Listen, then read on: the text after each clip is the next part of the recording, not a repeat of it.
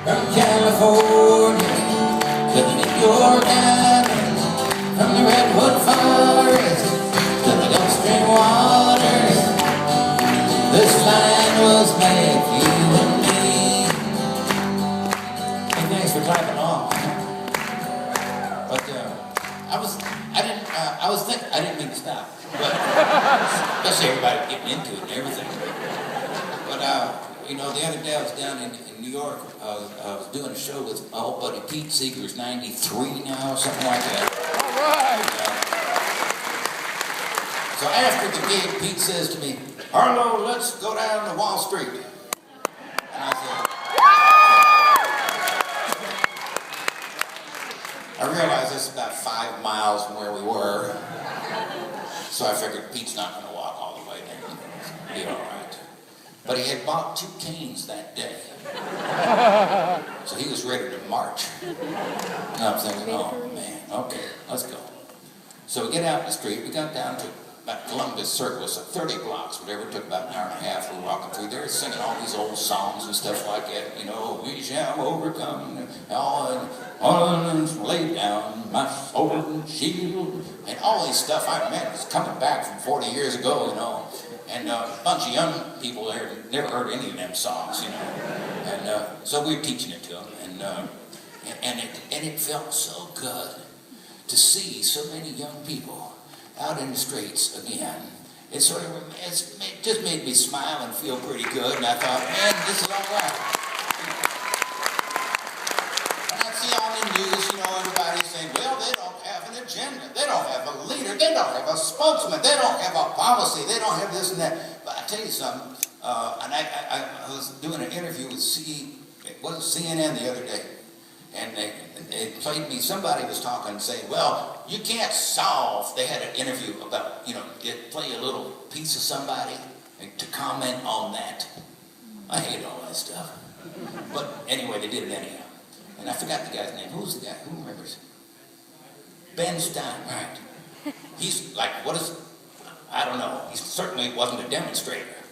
But he's up there saying, well, I think, you know, there's probably some nice people there. Most of them are just stupid, you know, thinking that they can just play a drum and solve the problems of Wall Street. I mean, you're just wasting time. Shows about how stupid people have become and what's become of the educational system. You can't solve anything just marching in the streets with drums and stuff. I'm saying, I wonder if somebody told that to Gaddafi, too.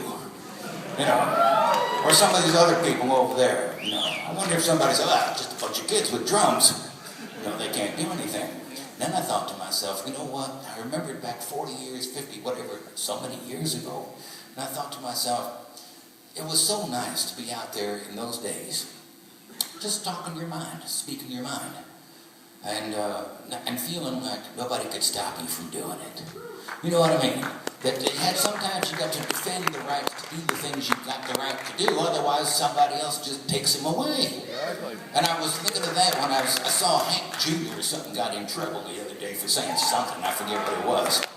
And I wrote him a little letter. I said, you know, Hank, you don't have to apologize for saying anything. The truth is, what's more dangerous to America is feeling like you got to keep your mouth shut to make some money in this world. That's a hell of a lot more dangerous than saying the wrong thing.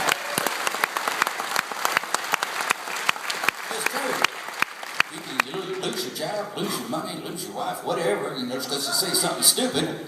I mean, that's bad enough, but keeping your mouth shut about it so you don't lose any of that is even worse.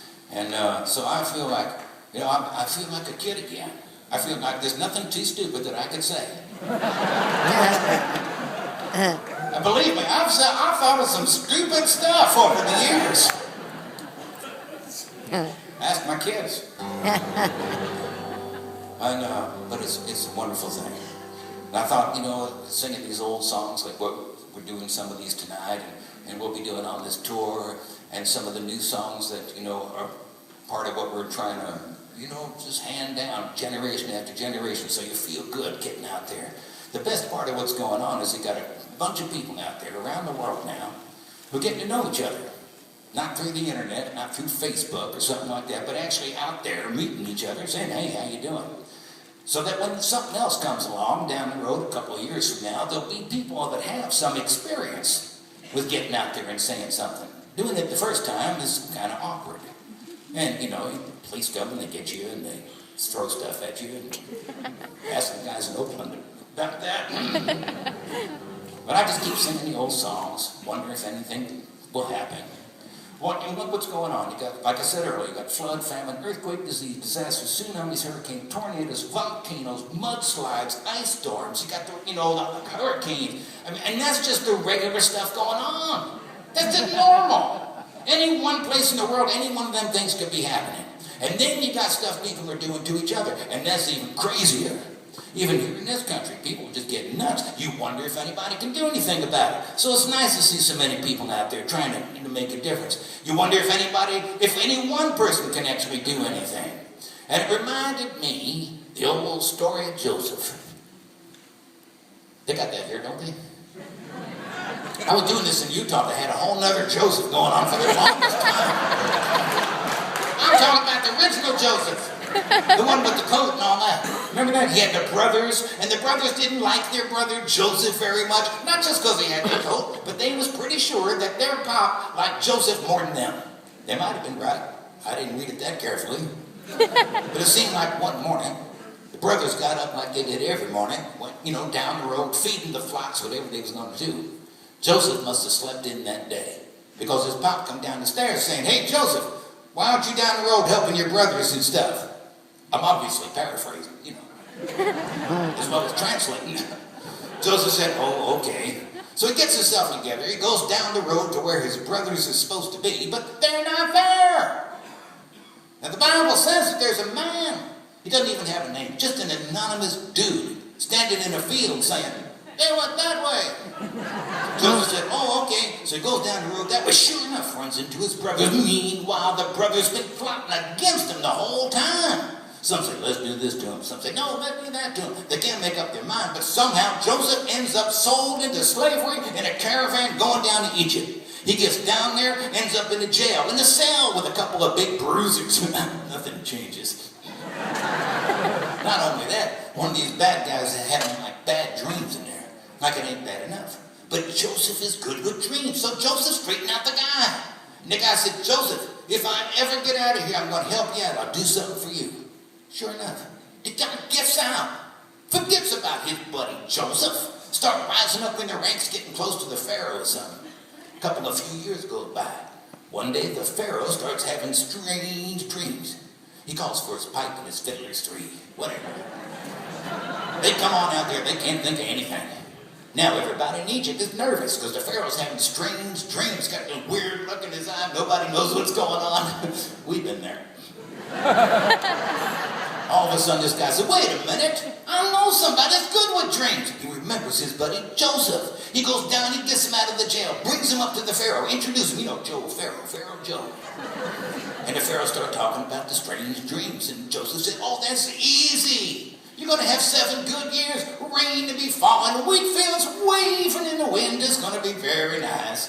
But it's going to be followed by 7 bad years where the rain's going to quit and the wheat fields turns to dust and blows away. It's going to be bad." And the Pharaoh said, "Whoa."